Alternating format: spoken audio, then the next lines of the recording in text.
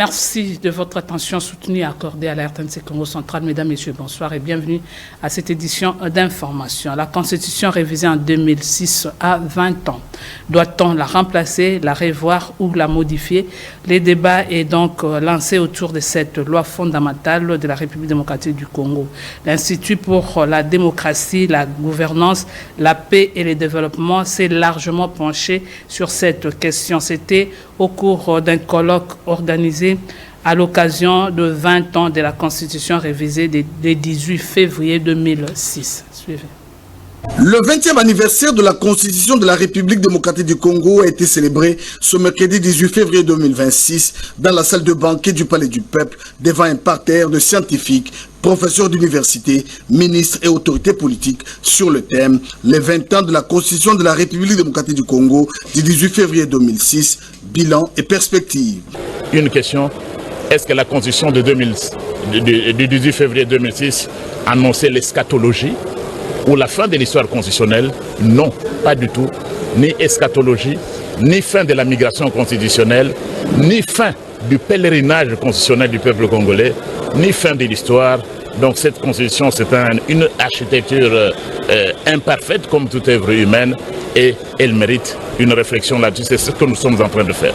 Cette célébration, organisée par l'Institut pour la démocratie, la gouvernance, la démocratie et le développement et la faculté de droit, est marquée par des interventions d'éminents professeurs et des analyses approfondies sur l'importance de la Constitution dans la vie politique d'une nation. Au regard de tout ce qui se passe, des guerres, des conflits, des tiraillements, il faudra que nous réfléchissions pour que nous, Congolais, nous disions comment voyons-nous le 100e anniversaire de l'existence de cette loi. Plusieurs orateurs des Rénaux ont pris la parole, chacun apportant une perspective unique sur l'avenir de la Constitution de la République démocratique du Congo. Les discussions de ce mercredi 18 février 2026 ont pivoté autour des enjeux de la Constitution. Faut-il, oui ou non, faire la réélecture de cette loi fondamentale 20 ans après? Nous, en ce temps, on avait demandé de réviser 80 articles. Le PPRD a refusé et on a préféré réviser que quelques articles.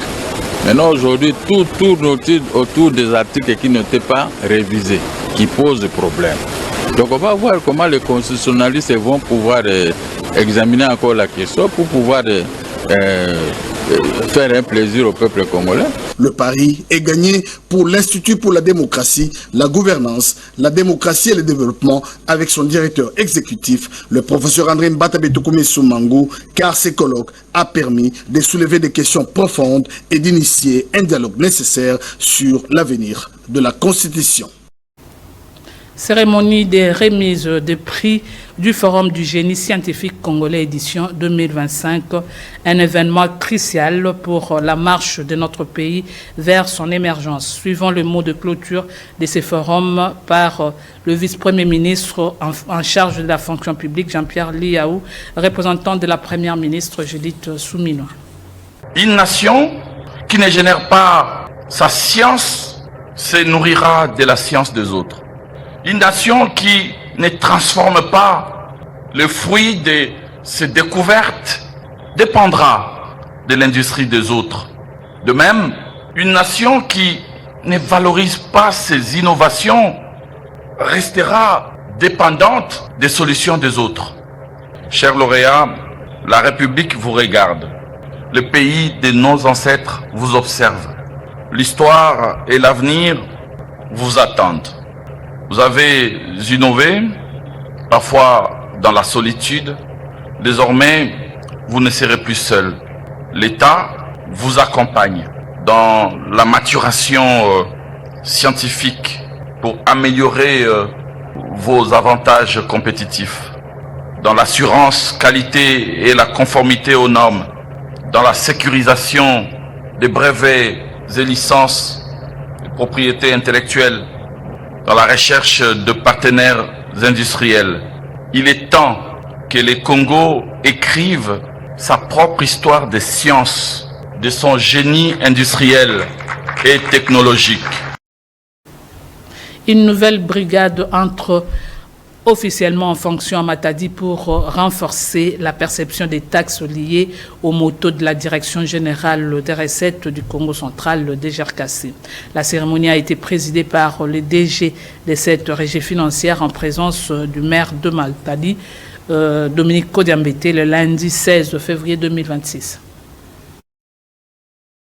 La brigade des contrôles et des suivis de la perception mutualisée de la taxe TSECR pour les motos a été officiellement présentée le lundi 16 février 2026 à la mairie de Matadi. La cérémonie a été conduite par Julien Zamwangana Panzou, directeur général de la DGRKC, Direction générale des recettes du Congo central, en présence du maire de Matadi, Dominique Kodiambete, et d'autres autorités politico-administratives. Une initiative qui marque l'importance accordée à cette réforme fiscale locale. À travers cette action, la DGRKC réaffirme sa volonté d'accompagner les autorités urbaines dans la perception mutualisée des taxes liées notamment à la reconstruction, au stationnement et à la numérotation des motos. Un an, la province a mutualisé 3 actes générateurs. Vous avez la TCR, qui est une taxe conventionnelle, qui est une taxe de la province. Vous avez la taxe de stationnement, qui est une taxe de la mairie, et la taxe de numérotation, qui est une taxe des communes. Nous avons mutualisé les 3 actes générateurs. Pourquoi nous les avons mutualisés? Parce que les 3 actes générateurs ont un assujetti commun que nous appelons les motocyclistes. Voilà pourquoi nous avons mutualisé cette taxe-là. Mutualiser veut dire qu'on a formé un guichet unique, une caisse de perception unique. Aux motocyclistes, c'est de s'acquitter de ces devoirs-là, qui est un devoir civique. Payer les impôts est un devoir civique. Donc, les grandes autorités de la ville, représentées par lui-même le numéro 1 de la ville, Kodiambete, qui a bien voulu lui-même être présent au lancement de la brigade. La brigade aura pour rôle de contrôler les motocyclistes qui ont payé et ceux qui n'ont pas payé. Ceux qui n'ont pas payé seront punis. Donc, payez votre taxe du matin jusqu'à midi 59, c'est 1000 francs pour les 2 pneus et 1500 francs pour les 3 cycles, de 3 pneus. On vous attrape après 13h01, vous allez payer 25 000 francs congolais. Alors, les motocyclistes, il faut faire un choix entre 1000 francs et 25 000.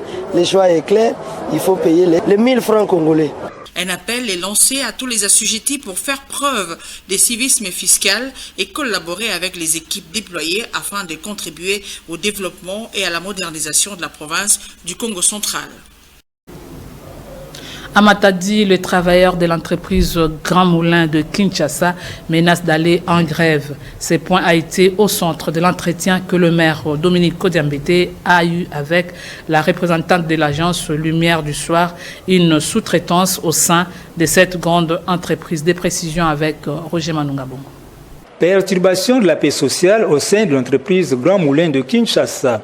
Mécontents, les travailleurs de cette entreprise projettent un arrêt de travail suite à la réduction de leurs prestations sociales journalières par l'agence Lumière du Soir, une sous-traitance qui les utilise au sein de l'entreprise Grand Moulin de Kinshasa. Ce point a été évoqué au cours d'un échange que le maire Dominique Kodiambete a eu dans son bureau de travail avec la représentante de l'agence Lumière du Soir, Madame Jolie Manara, assistée du directeur général de l'agence ou de l'entreprise Grand Moulin de Kinshasa, M. Reda. L'autorité urbaine s'est investie entièrement et est parvenue à rétablir la paix sociale au sein de l'entreprise Grand Moulin de Kinshasa. 12 et commis 8 de solo nyonso wana. Bokozonga solo la bacha ordre na makambo nyonso. Mais bandina 12 000 ti ezo matamalembe malembe. Toyebisi mutu wa mukolo ya sous-traitance. Soki société o azo utiliser bino, asengi na 10 personnes, acha 10 personnes, acha 100 personnes te la place à 10 personnes. Faut tenir compte ya ba mibeko mboka ndenge lobaka. Soki ozoko utiliser ba journalier eza na mibeko mboka bato sakapona o utiliser ba journalier ozano likambuna bango te. Mais soki ozo utiliser bango abusivement comme ba journalier, soki indelio et wana ba yo kimela pa l'état. Doit tenir compte na mibeko l'état ndenge zo senga. Pour que ba utiliser bino bien, ba futa bino pe mbongo na bino bien. Donc on a na maison, il y a lumière du soir. Bon, ça bien. Et puis face à la fichier na bino nyonso. Akolo bateke na éviter baza combien, na éviter face à la fichier na bino na ba combo na bino, na ba numéro ba téléphone face à la kanango aye ba keno na za na autant de personnes.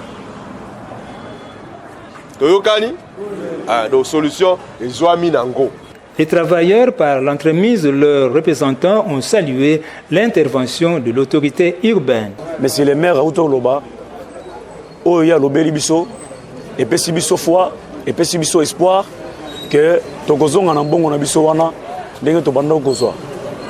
Voilà pourquoi, na sengi un grand merci, na monsieur le maire, na ba collaborateur, na Inyoso, que le Seigneur puisse vous bénir, puisque il est le maître des temps et des circonstances, c'est lui qui a fait en sorte que nous puissions venir ici et réaliser ce qui a été prévu. Merci monsieur le maire de la ville Kodjambete. Nous avons un problème, alors qu'il y a une solution, parce que tout le monde qui est géré, on va pouvoir quitter. Les gens qui n'ont pas de solution, ils ont mis. La Société des cultures et d'industrie agricole au Mayombe SCAM en sigle porte un démenti sur certaines informations relatives à l'arrêt de son usine de Ngandantsumbi. Un arrêt jugé par l'entreprise comme une solution pour relancer les activités suivies. La SCAM, Société de culture et d'industrie agricole au Mayombe, informe la population de Nganatsundi qu'un arrêt technique programmé de l'usine a été décidé. Cet arrêt n'est ni une fermeture, ni une diminution d'activité, mais une décision stratégique visant à préparer l'entreprise aux exigences internationales et à garantir sa survie économique. La SCAM rappelle également que certaines personnes mal intentionnées diffusent des fausses informations dans le but d'alimenter la confusion. La population est invitée à ne pas se laisser manipuler. Pourquoi arrêter l'usine? Une étape indispensable pour l'avenir. La SCAM engage un programme majeur de modernisation qui nécessite un arrêt temporaire de l'usine. Les objectifs sont clairs. 1. Mise en conformité avec la norme RDU, règlement de l'Union européenne contre la déforestation et la dégradation des forêts. La réglementation européenne RDU impose des standards stricts de traçabilité et de lutte contre la déforestation. Pour garantir l'accès durable à ces marchés à forte valeur ajoutée, la SCAM doit moderniser ses infrastructures et ses processus. 2. Réduction des charges énergétiques. L'usine fonctionnait avec des groupes électrogènes puissants mais très coûteux. L'arrêt permet de réparer l'ensemble des générateurs, d'optimiser leur performance, de réduire fortement la consommation énergétique et de préparer l'intégration de nouveaux forages pour sécuriser l'eau et limiter les dépenses. 3. Modernisation de l'outil de production. Pour renforcer la compétitivité et la qualité du cacao, plusieurs travaux majeurs sont prévus. Remplacement complet de la toiture de l'usine, réaménagement des séchoirs pour garantir une meilleure qualité de fermentation et de séchage, installation de nouveaux ponts bascules déjà commandés et en route vers Ngandatsundi, révision des installations électriques, de la pompe à eau et des équipements techniques. Cet investissement vise à améliorer la qualité, la productivité et la rentabilité de l'exploitation. 2. La SCAM, un partenaire durable, pas un opérateur de passage. Contrairement aux acheteurs saisonniers, la SCAM investit sur le long terme et reste engagée auprès des communautés. Santé, gestion de l'hôpital général et des centres de santé pour les travailleurs et les populations voisines. Éducation, grâce à l'ONG ERT, une école moderne et conforme aux standards nationaux fonctionne à Tchela. Services essentiels. Travaux en cours pour améliorer les pompages, l'énergie et les installations vitales au bon fonctionnement du site. 3. Une vision de développement durable et de prospérité. Le PCA, M. Cédric Tonaï, porte une ambition claire. Transformer nos villages en pôles économiques modernes, renforcer l'agriculture, créer de nouvelles opportunités et développer à terme un projet touristique valorisant notre patrimoine. La SCAM demande aux travailleurs et aux communautés riveraines de collaborer, de faire preuve de patience et de faciliter l'accès aux engins afin de permettre une modernisation rapide de l'usine. Ensemble, modernisons la SCAM et développons les Mayombe. À présent, mesdames, messieurs, nous vous proposons l'actualité en dehors de nos frontières dans ces condensés qui est une sélection de la rédaction. 35 jours consécutifs de pluie, la France enregistre la plus longue période d'intempéries sans interruption depuis 1959. Balayé ces derniers jours par la tempête Nils, le pays se prépare à l'arrivée d'une nouvelle dépression baptisée Pedro. Mercredi soir, 14 départements ont été placés en vigilance orange pour risque de crue, et alors que l'ouest du territoire est particulièrement touché, la Gironde, le Lot-et-Garonne, le Maine-et-Loire et la Charente-Maritime ont été placés en alerte rouge, et ce, au moins jusqu'à jeudi, a précisé Météo France. Plusieurs communes font face à d'importantes inondations et ont déclenché des plans d'urgence. À Bordeaux, le niveau de la Garonne a atteint un pic à 6,85 m. Le maire de la ville a activé un plan local d'alerte inondation, tandis que les coefficients de marée élevés font craindre des débordements dans 2 quartiers situés en bord de fleuve. Il entend protester contre la participation des athlètes russes et bélarusses aux Jeux paralympiques de Milan-Cortina sous leurs drapeaux nationaux. Le commissaire européen chargé du sport, Glenn Mikalev, a annoncé qu'il boycotterait la cérémonie d'ouverture. Tant que la guerre d'agression menée par la Russie contre l'Ukraine se poursuit, je ne peux soutenir le rétablissement des symboles nationaux, drapeaux, hymnes et uniformes qui sont indissociables de ce conflit, a-t-il écrit sur le réseau social X. Depuis le début de la guerre en Ukraine, les athlètes russes et bélarusses ont été interdits de participer aux Jeux olympiques et paralympiques sous le drapeau de leur pays. Ceux-ci ont toutefois été autorisés à concourir en tant qu'athlètes neutres individuels, une catégorie qui permet aux sportifs qualifiés pour les Jeux de participer sous certaines conditions, notamment de ne pas soutenir activement l'invasion de l'Ukraine par la Russie et de ne pas être sous contrat avec l'armée ou les agences de la sécurité nationale russe ou bélarusse. En septembre 2024, le CIP a levé sa suspension et en décembre de la même année, le tribunal administratif du sport basé en Suisse a estimé que l'exclusion des athlètes russes et bélarusses des épreuves de qualification constituait une violation des règles de la Fédération internationale de ski et de snowboard. Après l'incident survenu lors d'un match à Lisbonne au Portugal, le Real de Madrid dit avoir fourni toutes les preuves disponibles concernant les insultes racistes qu'aurait subi l'international Vinicius Junior. Les faits se sont déroulés ce mardi lors du match aller des 8e de finale de la Ligue des Champions. Le match opposait l'équipe portugaise du Benfica au Real de Madrid. Le milieu offensif du Benfica, Gianluca Prestiani, est accusé par plusieurs joueurs de Madrid d'avoir proféré des insultes à caractère raciste envers Vinicius Junior, entraînant une interruption momentanée du match sur décision de l'arbitre. Depuis, la situation a suscité de nombreuses réactions. Le club a indiqué jeudi collaborer activement à l'enquête ouverte par l'UEFA. Il évoque aussi des incidents racistes inacceptables survenus pendant ce match. C'est la fin, mesdames et messieurs, de cette édition d'information. Merci de nous avoir suivis. Au revoir et surtout, excellente suite des programmes sur RTNC Congo Central.